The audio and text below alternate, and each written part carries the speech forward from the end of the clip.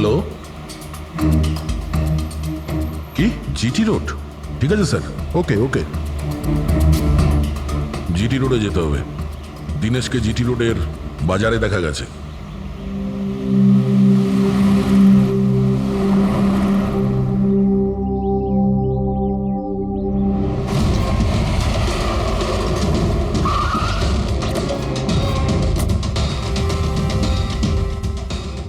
ভাই, এই লোকটাকে দেখেছো এখানে?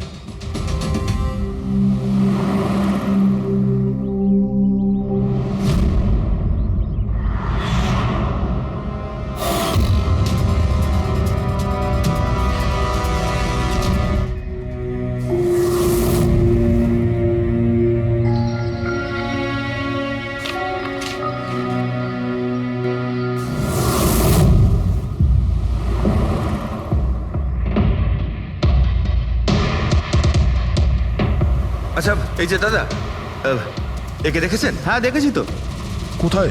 ওই তো ওখানে দাঁড়িয়ে রয়েছে। আগে? হ্যাঁ আগে। থ্যাঙ্কস থ্যাঙ্কস, চলো। মা, বাবা, আমায় ক্ষমা করে দিও। আমি তোমাকে অনেক কষ্ট দিয়েছি, তোমাদের মান সম্মান ডুবিয়ে দিয়েছি।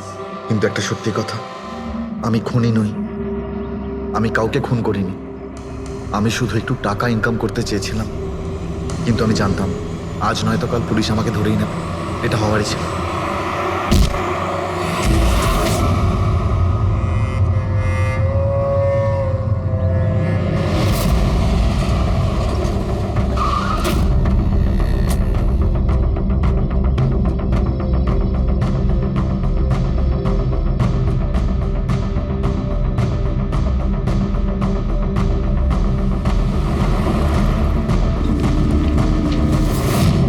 ক্ষমা করে দাও। এই বদনাম নিয়ে বেঁচে থাকার থেকে মরে যাওয়া ভালো। স্যার, আমরা সিসিটিভি ফুটেজ চেক করে দেখেছি। ওকে দেখে ওখানে ডিপ্রেসড মনে হচ্ছিল। স্যার, মনে তো হচ্ছে না কেউ ওকে ফোর্স করেছিল, ও নিজের ইচ্ছেতেই মারা গিয়েছে। সুইসাইড নোট পড়ে তো মনে হচ্ছে স্যার ও এই কাজের ব্যাপারে খুব লজ্জিত ছিল। ও এ ব্যাপারে জড়িত তো ছিল, কিন্তু সিটকেও মারেনি। স্যার, দিনেশ নয় তো আর কে হতে পারে? এদের এইসব খেলার ব্যাপারে আর তো কেউ জানতোই না। এরকম ব্যাপার নয় তো যে এরা যাদেরকে ঠকিয়েছিল ওদের মধ্যে কেউ এদের থেকে প্রতিশোধ নিচ্ছে? হতে পারে। একটা কাজ করি, আমরা বোর্ডের ওপর পুরো সাসপেক্টদের নাম লিখি, ওদের ফটোগুলো ওই সাসপেক্ট মানে ওই এনআরআই যাকে হরিশ আর তার দুই বন্ধু মিলে ঠকিয়েছে,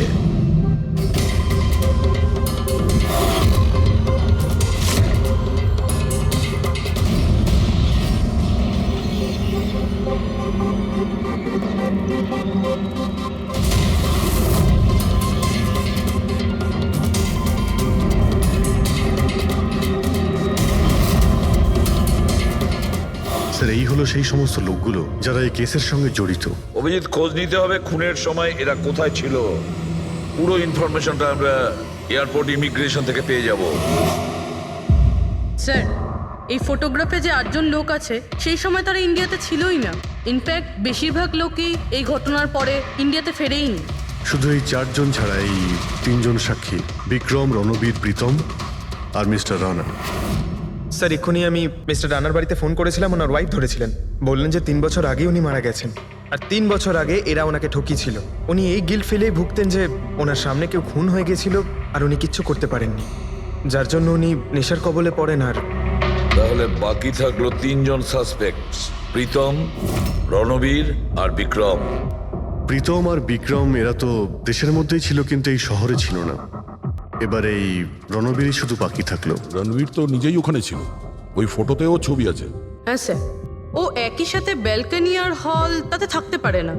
এটা অন্য কেউই হবে। তাহলে কে হতে পারে এই খুনি? পঙ্কজ, মিস্টার রানা 3 বছর আগে মারা গেছেন, ওনার পুরো ডিটেলসটা আমার চাই। স্যার,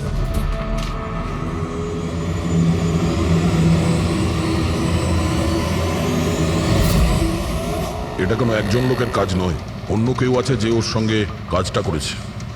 আমার তো মনে হচ্ছে যে খুনি আমাদের চোখের সামনেই আছে, শুধু আমরাই ওকে দেখতে পাচ্ছি না। ইয়েস, খুনি তো আমাদের সামনেই ঘুরছে। কি কথা বলেছো ফ্রেডি, সুপার। আমি স্যার, হ্যাঁ তুমি। খুনি সত্যি আমাদের চোখের সামনে ঘুরছে, কিন্তু আমরা ওকে দেখতে পাচ্ছি না। কিন্তু এখন আমি বুঝতে পেরে গেছি। হোটেলে যাই। হোটেল? হ্যাঁ হোটেল। থিওরি হিসেবে ওর হোটেলেই থাকার কথা। একবার যদি জানতে পারি যে খুনি ওই, তাহলে ওর সঙ্গী আর জুয়োর টাকা সব পেয়ে যাবো। তাহলে চলুন স্যার, তাড়াতাড়ি যাওয়া যাক আর ওকে ধরে ফেলি গিয়ে। ধরবে না ওকে, ওর ওপর নজর রাখতে হবে। আর হ্যাঁ, যদি বেশি চালাকি করে তাহলে ছাড়বো না ওকে।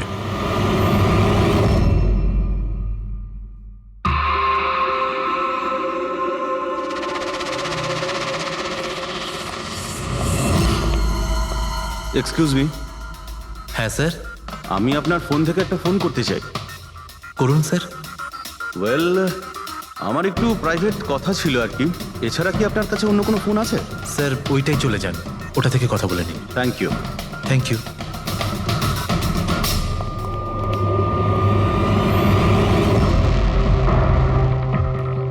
শোনো ভাই, হ্যাঁ স্যার। আমরা সিআইডি থেকে আসছি। আমরা এই লোকটাকে ফলো করছি। এই লোকটা যে কথা বলছে ওটা আমাদের শুনতে হবে যে কি কথা বলছে। স্যার ওই ফোনটা এই ফোনটার সাথে কানেক্টেড।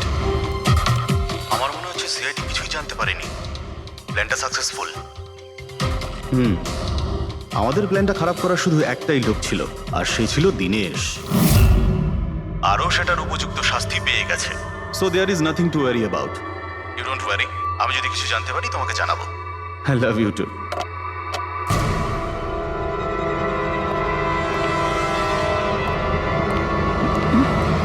এই,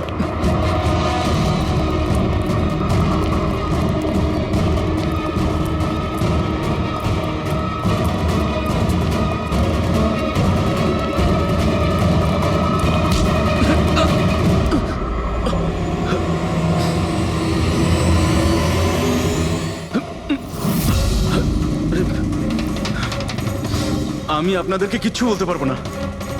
আমি এই ব্যাপারে কিচ্ছু জানি না। তুই কিছু বলিস আর না বলিস, তুই ফোনে যা কথা বলছিলি না ওটা আমরা সবাই শুনে নিয়েছি, বুঝলি? শুধু এটা বল, টাকা কোথায়? হ্যাঁ, দেখো, মুখ বন্ধ করে কেন নিজের জীবনের সর্বনাশ ডেকে আনছো? তোমার মঙ্গল এতেই, চুপচাপ যা জানো সব বলে দাও। টাকাটা ওর কাছে রয়েছে।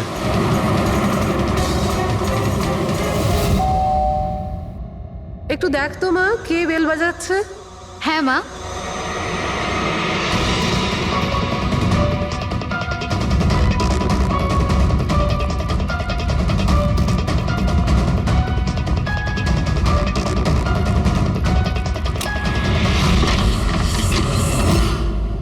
হাই, চিনতে পেরেছো? স্যার, মানসী। অ্যাকচুয়ালি আমরা আপনার বাড়ির তল্লাশি নিতে চাই। Search warrant. কি ব্যাপার, আপনারা কারা? সিআইডি। আমাদের কাছে আপনার বাড়ির তল্লাশির অর্ডার আছে। কিন্তু আমরা কি করেছি? আপনারা এখানে কেন এসেছেন? খুব তাড়াতাড়ি জানতে পারবে। হ্যাঁ, চেক করো।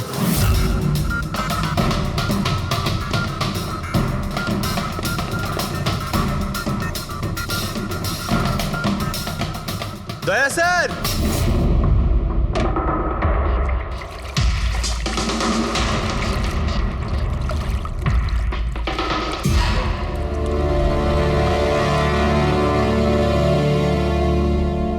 চলো। এই নোটগুলোতে রক্ত লেগে রয়েছে। ডিএনএ টেস্ট করলেই জানতে পেরে যাব যে এই রক্তটা সিডের, তাই না? এবার বলো, কিছু জিজ্ঞেস করবে? এখন এ জিজ্ঞাসা করবে না, আমরা জিজ্ঞাসা করব ব্যুরোতে। কিন্তু আপনারা আমাকে কেন সন্দেহ করলেন? শেষবার আমাদের মনে হয়েছিল যে দিনেশ খুনি, কিন্তু ও সুইসাইড করে প্রমাণ করে দিয়েছে যে ও খুনি নয়। মানুষই এটা কি চেনো? এটা তোমার ইউনিফর্মের কাপড়ের টুকরো। এটার কারণে আমরা তোমাকে সন্দেহ করছি, বুঝেছো? আর তারপর আমরা এইটা খোঁজ লাগালাম যে তুমি এরকম কাজ করলে কেন। আপনি জানতেন যে আমি এসব কেন করেছি? মিস্টার রানা, আপনার বাবা ছিল, রাইট? হ্যাঁ, উনি আমার বাবা ছিলেন, আর ওনার প্রাণ সিট আর ওনার সঙ্গীদের জন্য গেছে। উনি ওই ঘটনাটা কিছুতেই ভুলতে পারেননি, আর উনি একজন ডায়াবেটিসের রোগী ছিলেন। তারপরে উনি প্রচুর ড্রিঙ্ক করতে শুরু করে দিয়েছিলেন। উনি কি জানতেন এগুলো যা হচ্ছে সেগুলো সবই নাটক? না, উনি কিছুই জানতেন না। যদি এটা জানতেন তাহলে নিজের প্রাণ নিতেন না। উনি তো এই সব কিছুকে সত্যি মনে করতেন। ইউএসএ তে ছিলাম আমি, যখন মা আমাকে কল করলো। বাবার অবস্থা খুব খারাপ ছিল। যখন আমি ইন্ডিয়া আসলাম তখন উনি আমাকে বললেন যে আমাকে ওনার কোনো অসম্পূর্ণ কাজ পূর্ণ করতে হবে আর ওনার অপরাধীদের শাস্তি দিতে হবে। তারপরে আমিও বাবাকে প্রমিস করেছিলাম যে আমি ওনার অসম্পূর্ণ কাজ শেষ করব। তারপরে উনি আমাদের সবাইকে ছেড়ে চলে গেলেন। তারপরে তুমি কি করলে? তারপরে আমি খোঁজ করা শুরু করি, কিন্তু ওই সময় এরকম কোনো কেস রেজিস্টারই হয়নি। কিন্তু পরে আমার মনে পড়েছিল বাবা বলেছিল যে এই জেডিস ক্লাবে দিনেশ ওনাকে সিডের সাথে দেখা করিয়েছিল। তো এইভাবে তোমার সঙ্গে দিনেশের দেখা হয়? হ্যাঁ, তারপরে আমি ওখানে ওয়েটারে চাকরি করা শুরু করি। দিনেশকে নিজের বন্ধু বানাই আর ধীরে ধীরে ওর কাছে আসতে থাকি। তারপরে পুরো বিষয়টাই আমি বুঝতে পেরেছিলাম যে কিভাবে ওরা আমার বাবাকে বোকা বানিয়ে আমার বাবার থেকে টাকা নিয়েছিল। কিন্তু আইনের কাছে সাহায্য চাওয়ার বদলে তুমি আইন নিজেই হাতে নিয়ে নিলে। বেইমানির বদলে বেইমানি। দিনেশের সঙ্গে তুমি ভালোবাসার নাটক করেছিলে। হ্যাঁ, আমি নাটক করেছি। ওদেরকে উপযুক্ত শাস্তি দেওয়ার জন্য আমি এটা করেছিলাম। আর এতে তোমার সাহায্য করেছে তোমার প্রেমিক, তোমার আসল বয়ফ্রেন্ড।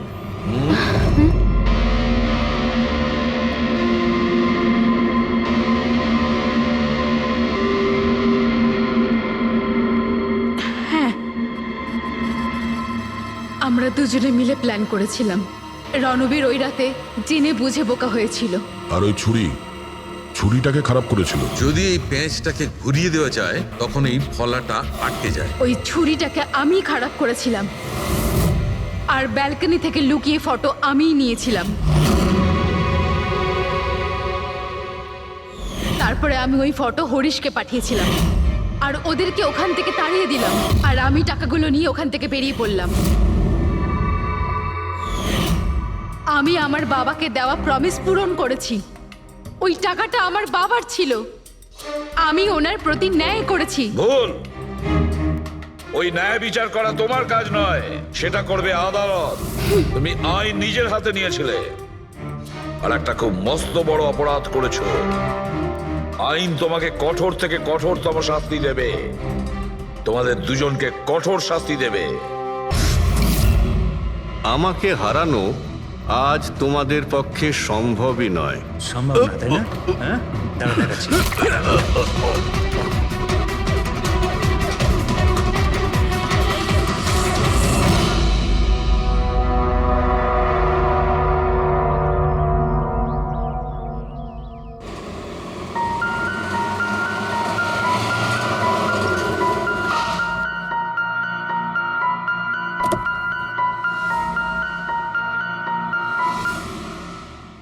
চলো বাচ্চারা।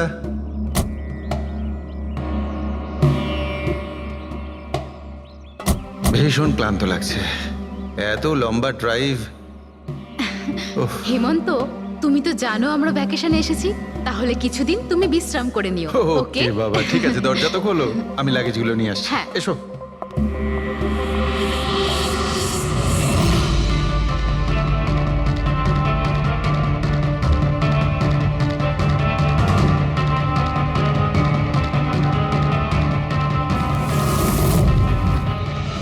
হেমন্ত, হেমন্ত তাড়াতাড়ি এদিকে এসো।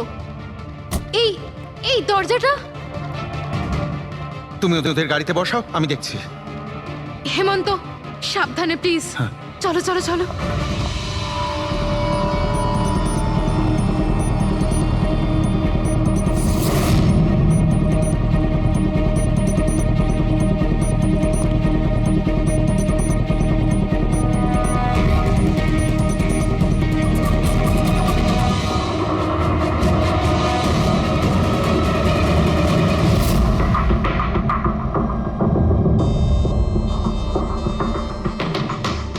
তিন চারবার আঘাত করেছে ছুরি দিয়ে। লাশ খুব একটা পুরনো নয়, মনে হচ্ছে কাল রাতে খুন হয়েছে এর। জুয়া খেলার সময় মারা গিয়েছে।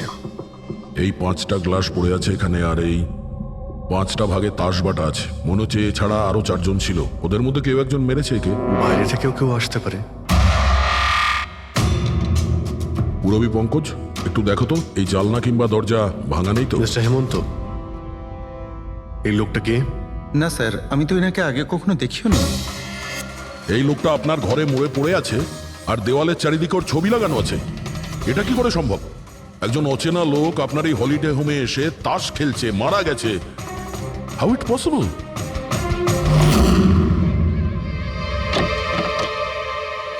আচ্ছা, এখানে কোনো গার্ড নেই?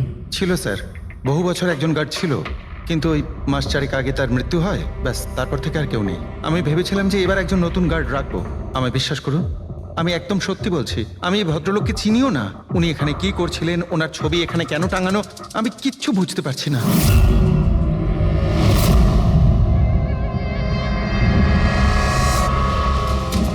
Pankaj,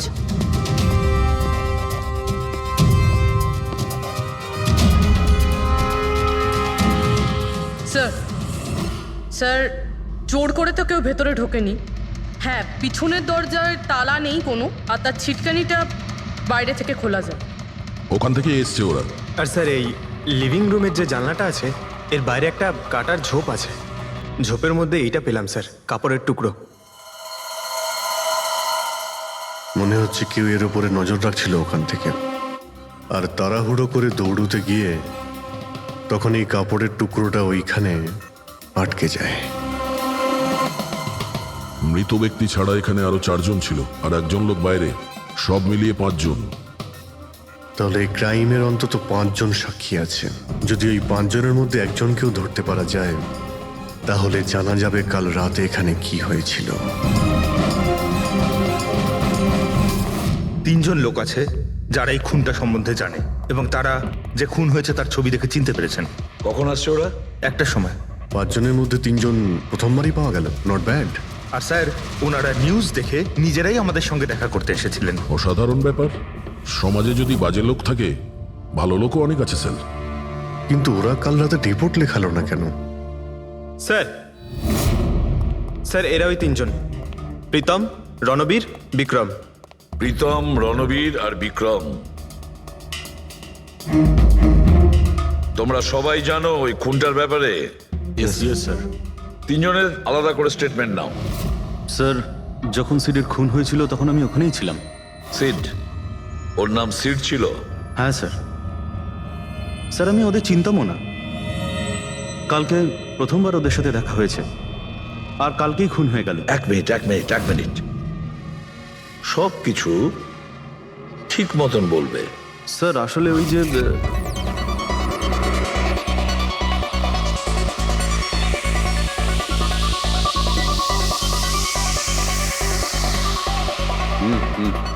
sure sir. কি হয়েছে স্যার? আপনি বোর হচ্ছেন? ক্লাবে ভালো লাগছে না আপনার? ক্লাব? তুমি এটাকে ক্লাব বলছো? মনে হচ্ছে ক্লাব তুমি দেখোইনি। স্যার, আপনি এখানে নতুন এসেছেন, এই শহরে প্রথমবার এসেছেন? হ্যাঁ, নিউ ইয়র্কে থাকি। একটা কাজের জন্য ইন্ডিয়াতে এসেছি। কাজ শেষ হয়ে গেছে আর শহরে বসে বোর হচ্ছি। আপনার বোর্ডন দূর করার একটা রাস্তা আছে আমার কাছে। রিয়েলি? কি? একটু এক্সপেন্সিভ। সেটার চিন্তা তোমায় করতে হবে না। কি রাস্তা আছে সেটা বলো। ভেবে দেখুন স্যার, লাখ টাকার ব্যাপার, আর রিস্কও আছে। জোকিং? রিস্ক নেওয়া আমার হবি, আর সেটা যদি হয় টাকার, সেটা আমার কাছে অনেক আছে। কাজটা বলো। সুপার দেন। তুমি কি ধরনের জোকিং এর কথা বলছো? এরকম কোনো ব্যাপার নেই স্যার, শুধু জুয়া খেলতে হবে। লাখ টাকা, জিতে গেলে মালামাল, আর হেরে গেলে কঙ্কাল।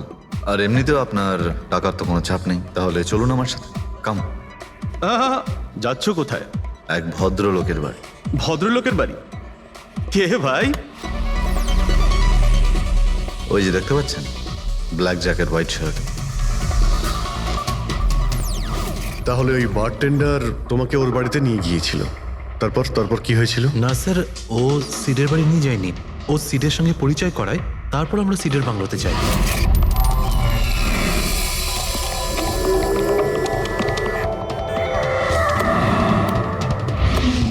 আর যখন আমরা ওখানে পৌঁছলাম তখন আগে থেকেই দুজন ওখানে ছিল।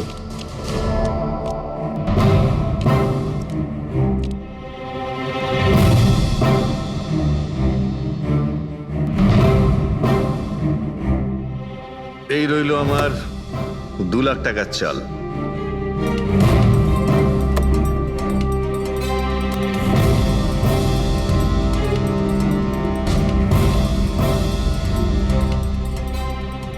শো দেখা, দারুণ ব্যাপার ভাই। কি খেয়ে বসেছিস?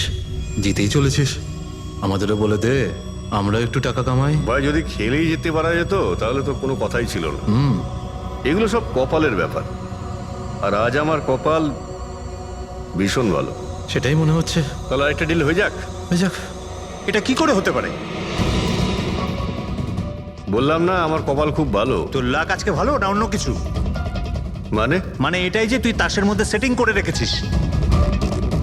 এ নিশ্চয়ই তাসের মধ্যে কিছু গোলমাল করে রেখেছে। ভাই, এর বাড়ি হয়তো কোনো ক্যামেরাও লাগিয়ে রেখেছে, নাকি তাসে গন্ডগোল করে রেখেছে। ভেবে দেখার ব্যাপার। তোর মনে হচ্ছে আমি চিটিং করছি? অফকোর্স, নাহলে আমাদের মধ্যে কারো হাতে ভালো তাস এলো না কেন? ওর এলো না, আমার এলো না কেন? তুই চিটিং করছিস, চিটার। এই, তুই আমাকে চিটার বলছিস? হ্যাঁ, তোকে চিটার বলছি। ও, হার মেনে নিতে পারছিস না তুই, তাই তো? খোকা, এটা বড়দের গেম, বাচ্চাদের নয়। যদি এখানে জিততে হয় না, তবে কার্ডে জিততে হয়। তাহলে বেরিয়ে যায় এখান থেকে। মুখ সামলে কথা বল। কি করছিস? কি করছিস কি ভাই? আরে ওকে তাড়া কেউ এখান থেকে। তার মানে হরিশ ওখান থেকে চুপ করে বেরিয়ে গেল? হ্যাঁ স্যার, প্রথমে আমারও মনে হচ্ছিল যে ও চলে গেছে, কিন্তু ও কিচেনে গেছিল। কিচেনে? হ্যাঁ স্যার, কিচেনে। যখন ও কিচেন থেকে বেরোলো তখন ওর হাতে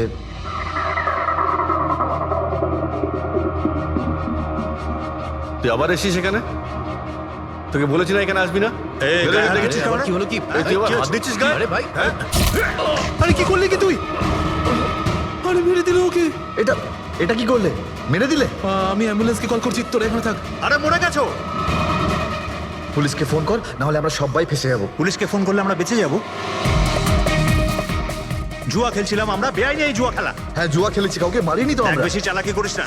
পুলিশ যদি আসে না, আমি একা ফাঁসবো না, সবাই মিলে ফাঁসবো। সেভ একটা কাজ করতে পারি, তোরা এখান থেকে যা, আমি কাজটা খতম করে আসছি।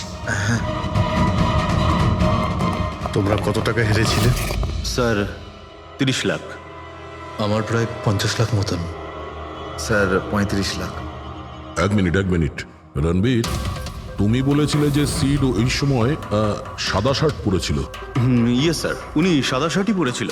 আর বিক্রম, তুমি বলেছিলে যে ও হলুদ শার্ট পরেছিল। হ্যাঁ স্যার, ও হলুদ শার্টই পরেছিল। ও সাদা বা হলুদ রঙের শার্ট পরেছিল না, একটু ব্লুইশ কালার ছিল শার্টটার, আমার ভালো মনে আছে। কিভাবে সেটা হয়? আমরা যখন লাশটাকে পেয়েছিলাম তখন ও হোয়াইট কালারের শার্ট পরেছিল, আর রণবীরও তো এই একই কথা বলছে। এটা কিভাবে সম্ভব? একই সময়ে আলাদা আলাদা ড্রেসে কিভাবে খুন হয়? স্যার, যখন মার্ডার হলো তখন এটা কেউ ছিলই না ওখানে। ছিল না মানে? মানে এটাই যে আমার ভালো মতো মনে আছে, এটা 6 মাস আগের ঘটনা। এরা ছিল না ওখানে। না স্যার, এটা পুরো 1 বছর আগের কথা। কি সব বলছে স্যার এরা? ফোন তো কাল রাতে হয়েছে, তাই না? এক্স্যাক্টলি, খুনটা গতকাল রাতেই হয়েছিল, আর সেই সময় উনি সাদা রঙের শার্টই পরেছিলেন। এক মিনিট, এসব তোমরা কি বলছো? কাল রাত, 6 মাস, 1 বছর আগে? হ্যাঁ স্যার। আই হোপ তোমরা একটা লোকের মার্ডারের কথা বলছো যা কাল রাতে হয়েছিল, তাই তো?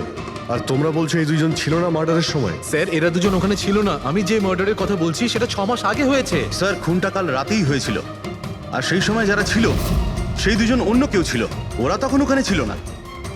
হ্যাঁ স্যার, ওরা ঠিক বলছে, আমিও চিনি না এদেরকে। তোমরা তিনজনের সিডের কথাই বলছো তো? আর মার্ডার হওয়ার আগে ও তোমাদের সঙ্গে চেরিস ক্লাবে দেখা করেছিল তো? আর তারপরে ও তোমাকে হেমন্ত বিলায় নিয়ে গেছে?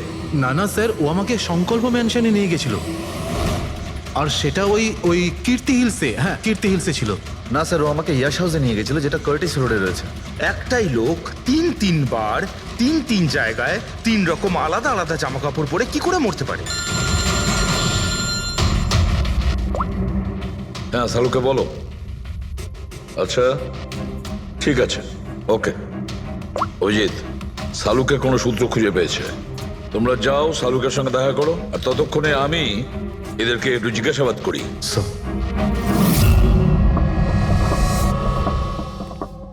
হ্যাঁ এসো এসো ভাই এসো, দেখো আমি কি পেয়েছি। আরেকটা কথা বলতে হবে, এই কেসটা বড় অদ্ভুত। হ্যাঁ ডক্টর সালুকে, কেসটা তো খুবই অদ্ভুত, আর যেগুলো আমরা জানতে পেরেছি ওগুলো। আরে না ভাই, ওইটাও তো অদ্ভুত নয়, আমি যেটা তোমাদের বলতে যাচ্ছি সেটা অদ্ভুত। হ্যাঁ কি হলো, তুমি এদিক ওদিক কি দেখছো? কিছু না। ঠিক তো? না না, আমি আপনার কথাই শুনছি। কি বলছেন স্যার? ও আচ্ছা আচ্ছা, হ্যাঁ তো আমি কি বলছি, ও হ্যাঁ অদ্ভুত। দেখো আমি এর রক্তের সঙ্গে সঙ্গে রক্তের মতো আর একটা জিনিস পেয়েছি। রক্তের মতো? স্যার স্যার আপনার সন্দেহ একদম ঠিক ছিল, এটা ডাই ছিল। আরে সারিকা, তুমি এসে গেছো? মানে আমি বলতে চাইছি, কি বলছো তুমি? লাল ডাই কি করে? আরে বাহ, কনসেন্ট্রেশন ফিরে পেয়েছো তুমি। আরে আমার কনসেন্ট্রেশন কোথায় গিয়েছিল? তোমরা সব সময় না আমার পিছনেই পড়ে থাকো। ও আচ্ছা আচ্ছা। আমি সিডের বডি থেকে এই প্লাস্টিক ব্যাগটা পেয়েছি। এই ব্যাগ ওর শার্টের ঠিক নিচে ওর বডির সাথে টেপ দিয়ে আটকানো ছিল, আর এই ব্যাগটাতেই একদম রক্তের মতো ডাই রাখা হয়েছিল। এটা তো ঠিক ওই রকমই যেটা ফিল্মের শুটিং এ ইউজ করা হয়। বা হয়তো নাটকে। নাটক? হ্যাঁ নাটকে। যতদূর আমরা জানতে পেরেছি তাতে এটা পরিষ্কার যে সিড একজন ঠক ছিল। সিডা তার সঙ্গীরা মিলে জুয়া আর মার্ডারের নাটক করে লোকেদের ঠকাতো। তার মানে এসবের মধ্যে ওই বারটেন্ডারও যুক্ত ছিল। ও জেনে বুঝে বড় লোকদের ফাঁসিয়ে এখানে এই কার্ড পাঠিতে পাঠাতো, আর তারপরে এই মার্ডারের নাটক। তো এই জন্য রণবীর, বিক্রম আর প্রীতম আলাদা আলাদা জায়গায় আলাদা আলাদা সময় এর মার্ডার দেখেছে। আর ওরা এসব অনেক আগে থেকেই করছে, কিন্তু কাল রাত ওদের নাটক বাস্তবে পরিণত হয়। প্রতিবারই একটা নতুন বাংলো, নতুন লোক ঠকানোর জন্য। আর বাকি সব সেম, একই খেলা, একই ঝগড়া, আর সেই একই সিটের মার্ডারের নাটক। লোকেদের কাছ থেকে টাকা নিয়ে পুলিশ কেসে নামে লোকেদের ভয় দেখিয়ে বের করে দেওয়া, সব কিছু সেম টু সেম। প্ল্যান তো খুব ভালো ছিল, কিন্তু কালকে হঠাৎ মার্ডার কি করে হয়ে গেল? কারণ কালকে রাতে একটা গন্ডগোল হয়েছে। মানে? 1 মিনিট।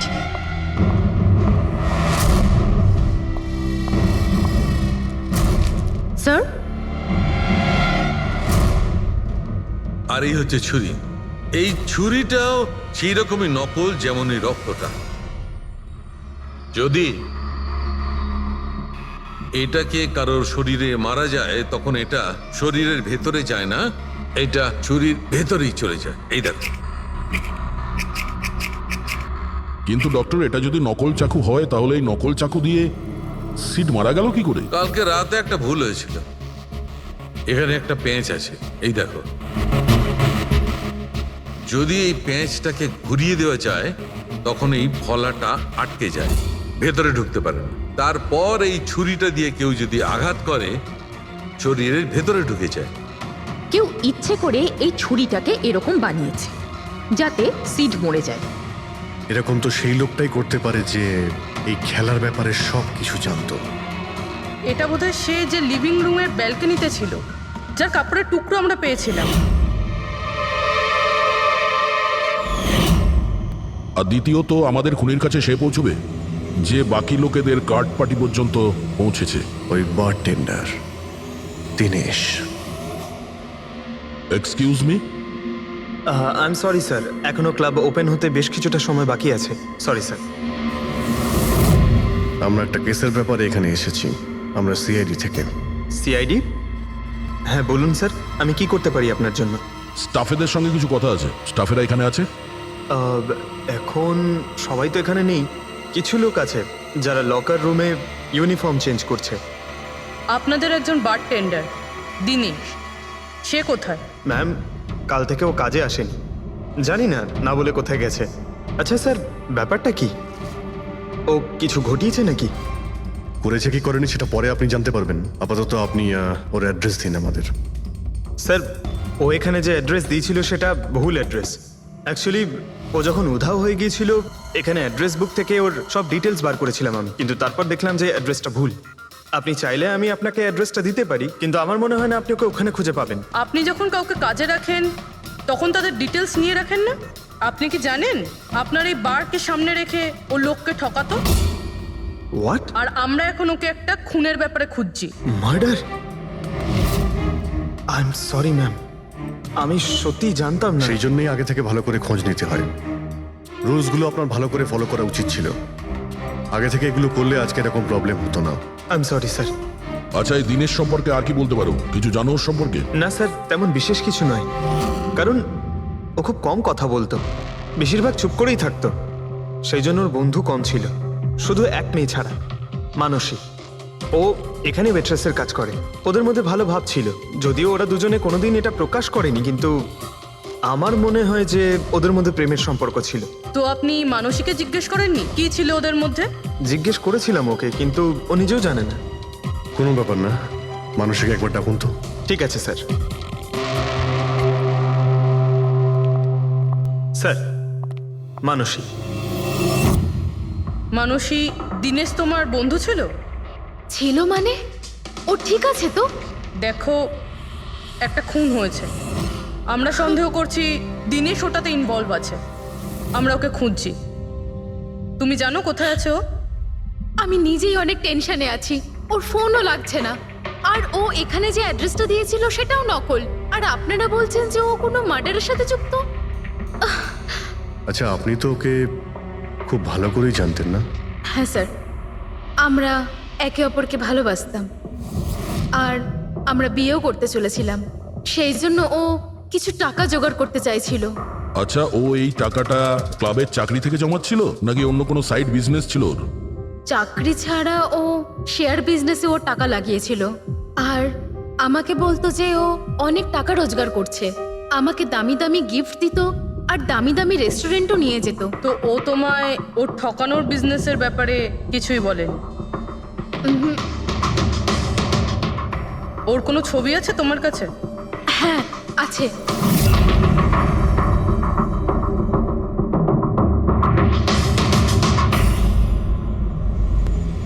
স্যার, এই দিনেশ তো নিরুদ্দেশ, কিন্তু ওর ছবি আমরা পেয়েছি। এটাকে আমরা সার্কুলেট করে দিচ্ছি। স্যার, এই দিনেশ তো নিরুদ্দেশ, কিন্তু ওর ছবি আমরা পেয়েছি। এটাকে আমরা সার্কুলেট করে দিচ্ছি। হ্যাঁ, করাও অভিজিৎ, করাও। তিনজনের স্কেচ তো করা হচ্ছে। একটা কথা তো পরিষ্কার যে চারজন সবাই একসঙ্গে কোনো গর্তে লুকিয়ে বসে আছে। হ্যাঁ স্যার। স্যার, এরা ঠক কিন্তু খুনি নয়। ভুল করে এদের হাতে খুন হয়ে গেছেন। 100% এরা ভয় পেয়েই কোথাও লুকিয়ে রয়েছে। ব্যাস, এই ভয়টাকেই আমাদের কাজে লাগাতে হবে। এমন ভাবে ভয় দেখাতে হবে যে ওরা নিশ্চয়ই কোনো ভুল করে থাকবে আর আমরা খপ করে ধরে ফেলবো। স্যার। স্যার, হ্যাঁ, স্কেচ তৈরি। ওকে স্যার, হ্যাঁ, এই তিনজনই জুয়ারি, আর যে ছুরি মেরেছে সে হলো হরিশ। একটা কাজ করো, এই তিনটে স্কেচই আর ওই বার টেন্ডারের ছবি প্রতিটা police station, railway station, bus stand, লজে সব জায়গায় পাঠিয়ে দাও। আর সমস্ত নিউজ চ্যানেলেও পাঠিয়ে দাও। আর ওদেরকে জানিয়ে দাও যে 24 ঘন্টা যেন এদের ছবি দেখানো হয়। প্রত্যেকটা বাড়িতে এদের ফটো দেখাতে হবে। তারপরে দেখবো কতদিন লুকিয়ে থাকে আমাদের হাত থেকে। এই 4টে ফটো খুব ভালো করে দেখুন। এই 4জন এই হত্যাকাণ্ডে জড়িত। এদের ব্যাপারে কোনো রকম সূত্র বা কোনো রকম খবর পেলে সিআইডি কে এই নাম্বারে খুব তাড়াতাড়ি যোগাযোগ করবেন। এরা খুবই ভয়ানক। এরা সবাই ইন্ডাস্ট্রিয়ালিস্ট হেমন্ত কুমারের ফার্ম হাউসে নিজেরই এক বন্ধুকে খুন করে পালিয়ে গেছে। পুলিশরা অনেকক্ষণ ইনভেস্টিগেশন করার পরেও সেখান থেকে কোনো কিছুই খুঁজে পাওয়া যায়নি। সিআইডি এদের সবাইকে খুঁজছে। এই হলো এদের ফটো।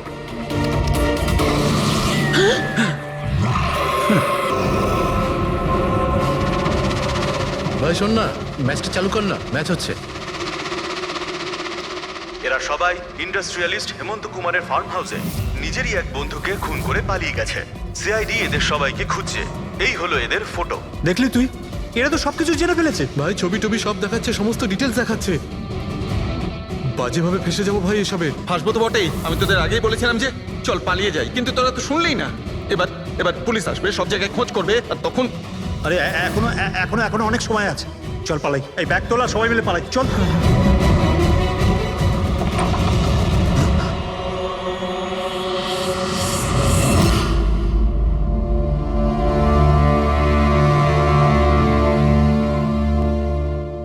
স্যার, সিট তো আমার খুব ভালো বন্ধু ছিল, আমার পার্টনার ছিল, সব কিছু ঠিকঠাক চলছিল, এতদিন ধরে কোনো গোলমাল হয়নি। ওই রাতে কি যে হলো, আমি তো অন্যান্য বারের মতোই নকল ছুরিই মেরেছিলাম, কিন্তু মানে মানে জানি না কিভাবে কিভাবে মরলো, আমি জানি না। এও জানে না। ওসব নাটক বন্ধ করো আর সত্যি করে বলো। বলো। স্যার, আমরা ধনী আর এনআরআই লোকদের বোকা বানিয়ে ঠকাতাম, আর দিনেশ ওই জেডিস ক্লাব থেকে এই ধরনের বোকাদের সিডের কাছে আনতো। তারপর আমরা সেই বড় লোক এনআরআই লোকগুলোকে কোনো খালি নির্জন বাংলোয় নিয়ে যেতাম, যেটা আমরা প্রথম থেকেই সিডের বাংলোর মতো সাজিয়ে রাখতাম। হ্যাঁ স্যার, আমার একটা বিজনেসও আছে স্যার, রিয়েল এস্টেটের বিজনেস। তাই স্যার এই কাজের জন্য এরকমই খালি শুনশান বাংলোর খোঁজ করতাম আমি স্যার, আর তারপর অ্যাভেলেবেল করাতাম এই কাজের জন্য স্যার। স্যার প্রথমে আমরা মুরগিকে জিততে দিই, আর তারপর যখন সে ভরসা পেয়ে যায় তখন সিট জেতা শুরু করে দেয়। এই সব কিছুর প্ল্যান থাকতো স্যার, সিট জিততেই থাকতো, আর আমি আর ওরা আমার মধ্যে ঝগড়া শুরু হতো, আর আমি রেগে গিয়ে ওকে খুন করে দিতাম, মানে মিথ্যে করেই। এসব দেখে ধনী এনআরআই লোক ঘাবড়ে যেত আর ওদের টাকা পয়সা ফেলে পালিয়ে যেত। উঠে পর, নাটক শেষ, চলে গেছে ও।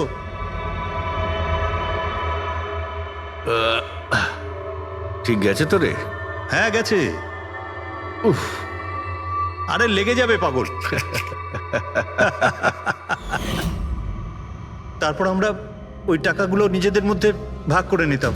ওই রাতেও সব এরকমই হয়েছিল, আমি ওকে ছুরি মেরেছিলাম, আর তারপর পুলিশকে ফোন করা যাক আর সবকিছু ডিটেলে আমি পুলিশের চক্করে পড়তে চাই না।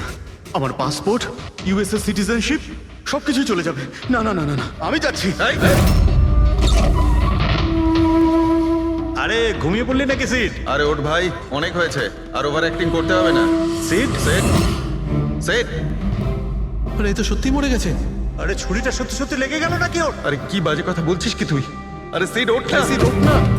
আরে ছুরিটা কি করে? তুই ছুরিটা ইউজ করার আগে চেক করিসনি নাকি? আরে প্রথমবার করছি নাকি? শুটিংয়ের ছুরি এটা, একটাই তো ছুরি আছে না, কিন্তু এই খুন কি করে হতে পারে? আমাদের পুলিশকে জানাতে হবে। পুলিশকে যদি জানাই তো আমরা সবাই ফেসে যাব। তাহলে কি করব?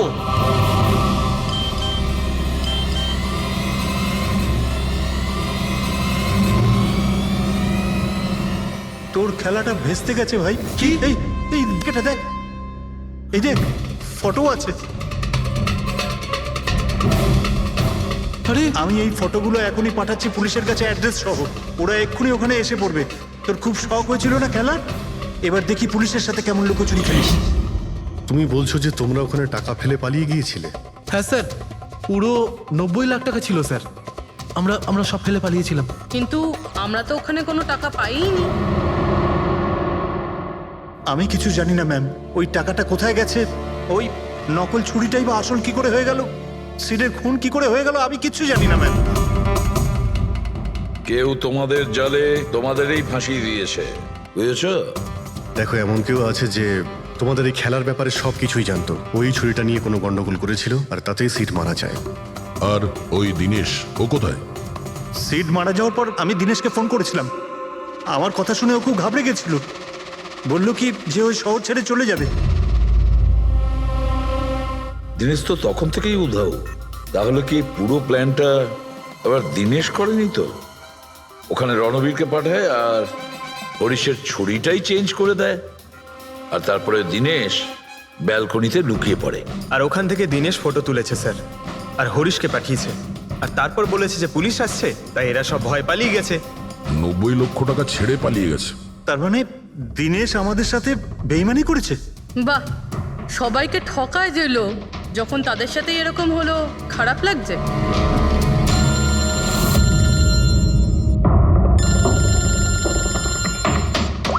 হ্যাঁ বলো সালুকে। ফ্যান্টাস্টিক, ঠিক আছে। শালুকে বললো যে প্রমাণ পাওয়া গেছে, যে জিনিস দুটো আমরা দিনেশের কথায় আমরা পাঠিয়েছি। ওর ইউনিফর্ম আর জিম ব্যাগ। হ্যাঁ দা, যে কাপড়ের টুকরো আমরা ব্যালকনি থেকে পাই ওই টুকরোর সঙ্গে এই দিনেশের ইউনিফর্মের কাপড় ম্যাচ করছে। স্যার তার মানে খুনি দিনেশ?